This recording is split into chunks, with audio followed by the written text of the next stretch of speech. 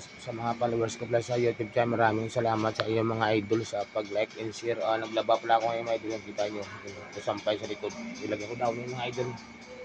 Yan, tapos yun. Yung mga idol. Yan yung labahan. Yan yung labahan. Madamit mga idol.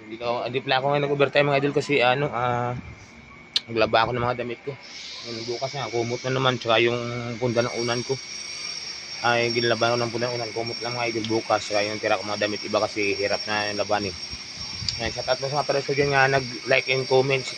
Thank you very much sa inyo. I love you too sa pag like, share and comment po sa aking YouTube channel at saka dun sa mga idol ko dyan sa Himita. Maraming salamat sa inyo mga idol.